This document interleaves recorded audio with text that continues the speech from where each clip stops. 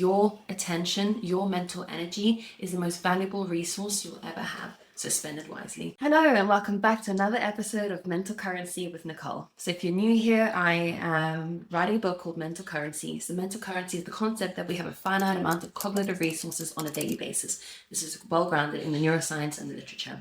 And essentially what I'm trying to do is I'm trying to help people increase their mental wealth, because I think a lot of us waste our mental energy on things that don't matter, especially in an attention economy with everything trying to constantly grab our attention. If you could please like, comment, and subscribe, you'll be helping this channel grow. Today we're going to be talking about why you struggle to stay focused when it comes to December. You may have some deadlines, maybe your boss is still pestering you for things and you have to somehow find the momentum to bring it over the finish line, but you've just mentally checked out.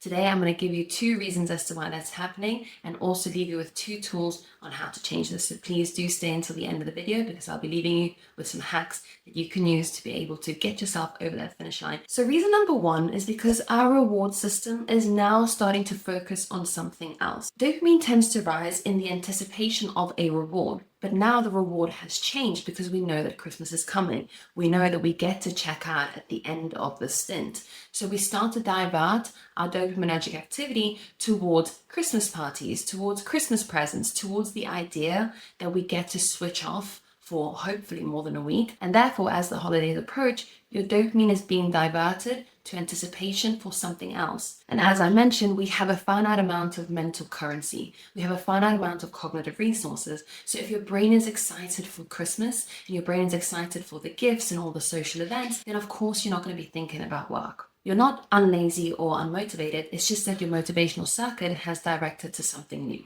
Point number 2 is that your cognitive load is maxed out. December means that there's extra planning, there's more decisions to make, you've got to go and do Christmas shopping. There's a lot of emotional labor. Maybe there's worries about finances, there's worries about hanging out with your family. If this is you, then stay tuned because the next 2 weeks I'll be talking about why Christmas period makes us more anxious. So please do tune in for those episodes. But for now, I just want you to understand that the background noise of all these extra things are essentially taken away from our cognitive resources. And so the cognitive load is diminished, meaning that we have less to give.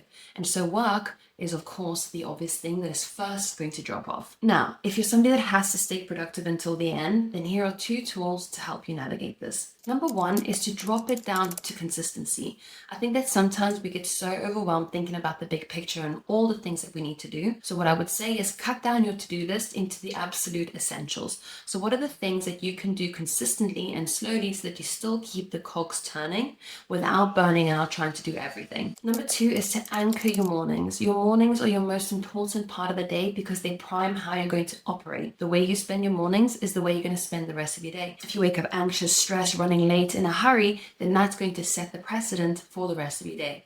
You may want to add on an extra 15 minutes to your mornings that you can actually partake in your routine. That's going to help you set the tone for the rest of the day. You do not want to rush because rushing is essentially going to put you in a state of panic from the minute you wake up. And then you're going to be spending the rest of the day trying to regulate your cortisol levels. And that's not going to be conducive to you being able to get any work done. So move, hydrate, sunlight, and avoid screens for the first hour is going to be your absolute anchor for this period in time. This will also help to stabilize your dopamine levels, which we already know are being impacted by the fact that essentially you are excited for something else. I hope you found this helpful. Please like, comment, and subscribe, and stay tuned for the next 2 weeks because it's all about how to navigate this holiday period, especially if it's something that is stressful for you.